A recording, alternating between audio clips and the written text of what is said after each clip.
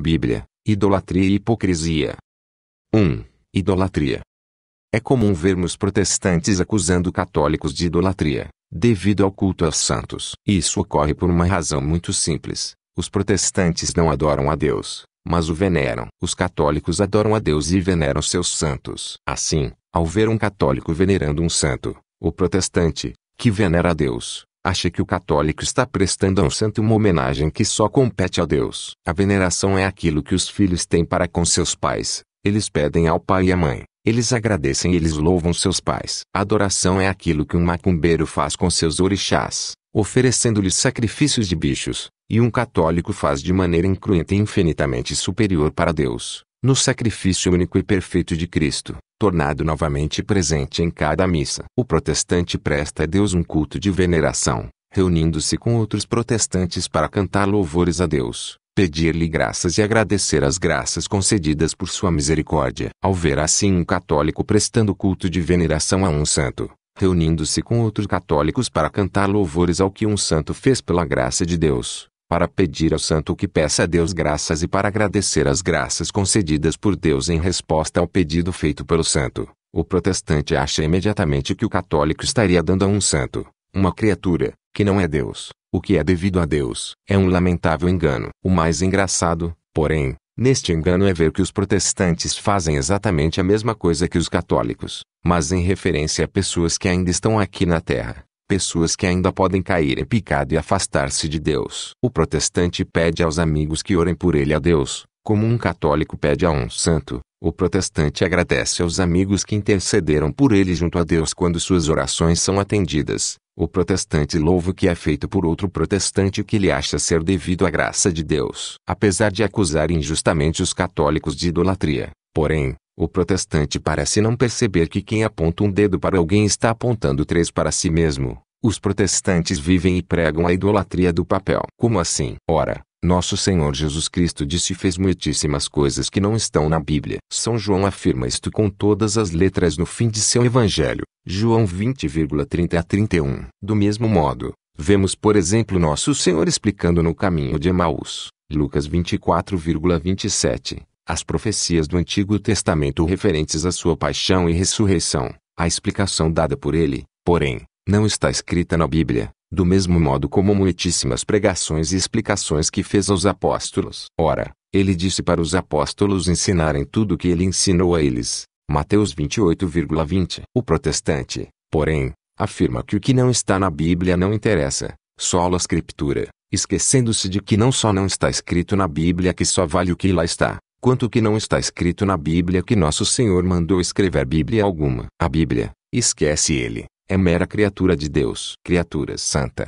inspirada e boa, mas criatura. Ao dar maior importância à criatura, a Bíblia, que é o Criador, os atos e palavras de Cristo que não estão contidos na Bíblia e que ele mandou que fossem ensinados, o protestante está caindo em idolatria. Ele coloca a criatura, a Bíblia, como sendo mais importante que o Criador. Essa idolatria torna-se ainda mais negra e tenebrosa quando percebemos que os protestantes na verdade colocam acima da própria Bíblia a sua ideia particular do significado da Bíblia, o seu entendimento do que está escrito. Assim, por exemplo, apesar das claríssimas palavras do próprio Senhor, João 6,32 a 59, corroboradas por São Paulo, aliás, 1 Coríntios 11,23 a 29, os protestantes negam que seu corpo e seu sangue sejam verdadeira comida e bebida, sem a qual ninguém terá a vida eterna, assim como negam, contra as palavras de Cristo, João 20,23, que o pecado que não for perdoado por um homem que recebeu de Cristo este poder não será perdoado. Temos, portanto, que idolatria é colocar criaturas acima do Criador. Ora, quem coloca criaturas, a Bíblia e suas interpretações pessoais da Bíblia, acima do Criador, o que é idólatra do próprio umbigo escondido atrás da capa de uma Bíblia. Vamos deixar claro. Intercessão, orar um por outro ou juntos por uma mesma causa é o mesmo Deus. O que tem isso a ver com idolatria? Nada. 2. Hipocrisia.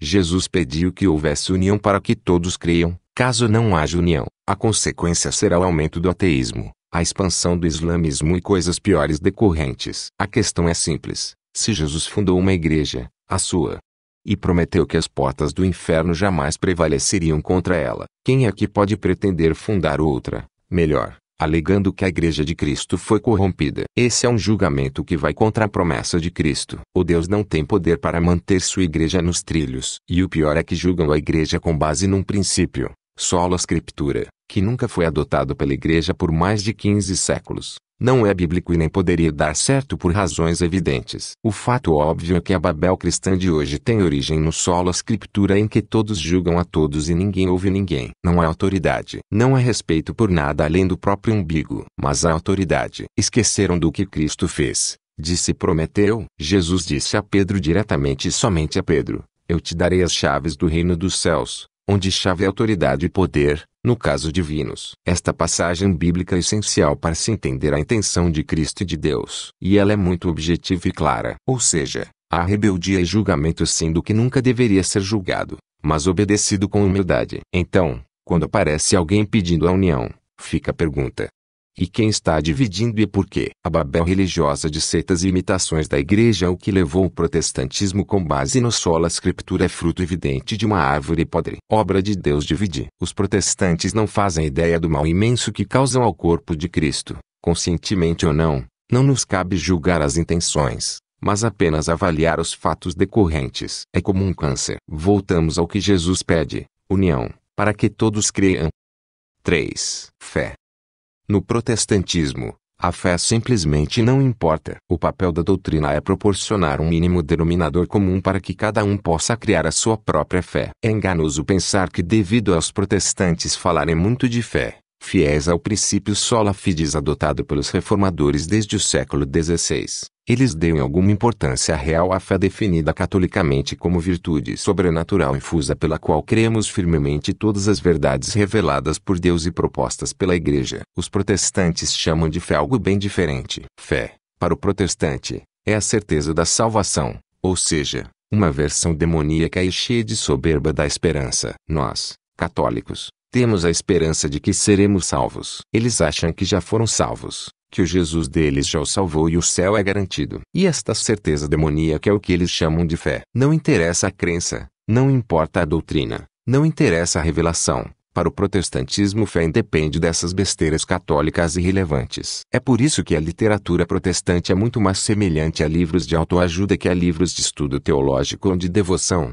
Por exemplo, o objeto da crença, aquilo que teria sido ensinado por Nosso Senhor, é algo perfeitamente lateral e dispensável, sendo importante apenas a relação pessoal com Jesus, que consiste em uma certeza demoníaca de que já se estaria salvo, de que se vai entrar no céu com o pistolão poderoso que é o Jesus que ele criou, que, incrível coincidência, tem exatamente os mesmos gostos e preferências que ele. É por isso que o protestante médio, que não se abre um mínimo que seja para a graça, fica irritado quando um católico vem discutir a fé com ele, e retruca com supostas maldades feitas pela Igreja. Assim como para nós simplesmente não interessa se um determinado católico fez uma determinada maldade 300 anos atrás. Afinal, somos todos descendentes de Adão e erramos todos. Para eles só interessa saber se a pessoa aceitou Jesus como seu Salvador, ou seja, se a pessoa tem fé nessa versão demoníaca da esperança. E qual será o fruto de uma fé assim distorcida? Típica afirmação da fé protestante: católico adora Deus só porque a hóstia é redonda.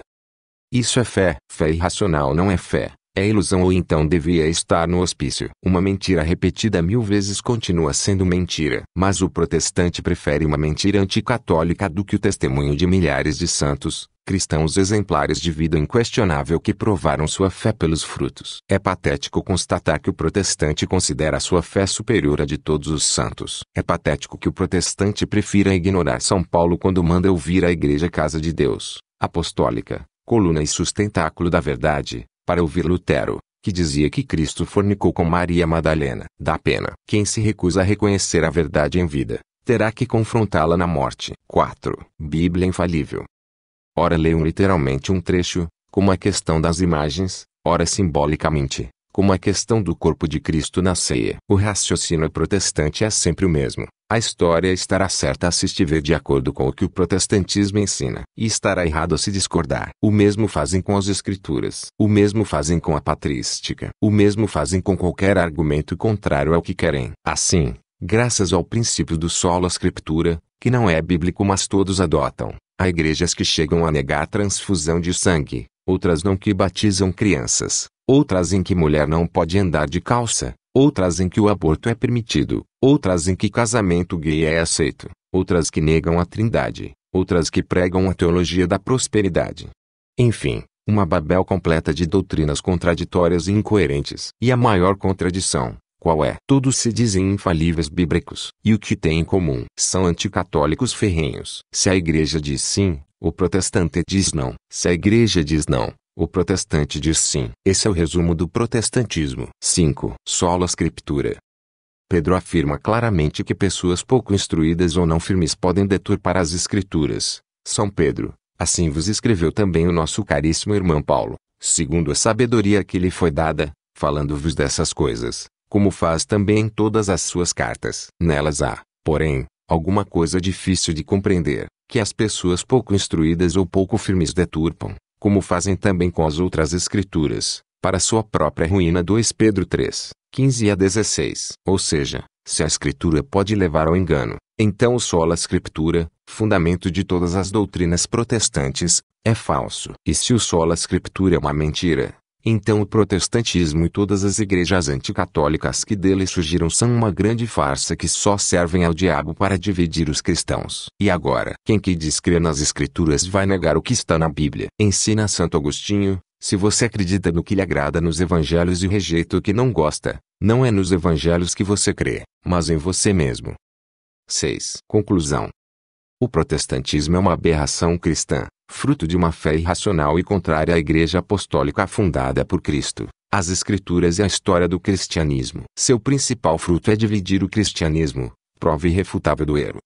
Infelizmente, o instrumento útil para ensinar, como diz São Paulo, e que deveria servir para unir, é usado para desunir. A Bíblia na mão dos protestantes é como as pérolas atiradas aos porcos. Do livro e do papel tiram as verdades que lhes são convenientes. Isso não é fé no Evangelho, mas em si mesmo. A prova disso, seu dogma principal, base de todas as doutrinas protestantes e da babel de igrejas que desse dogma foram sendo fundadas por homens que discordavam da igreja onde estavam. Sola Scriptura. Sola Scriptura está na Bíblia? Não. É uma mentira. Então por que os protestantes seguem um dogma que não é bíblico, refutando a si mesmo? Não consigo entender. Perguntem a eles. São eles que precisam explicar esse paradoxo. Assim, com base numa mentira, atiram pedras na Igreja Apostólica sem pensar duas vezes. O protestantismo existe em função disso. Fé irracional não é uma fé sólida. Pode ser um ceticismo disfarçado, uma conveniência que ilude a si mesmo, uma ignorância que tem preguiça de estudar,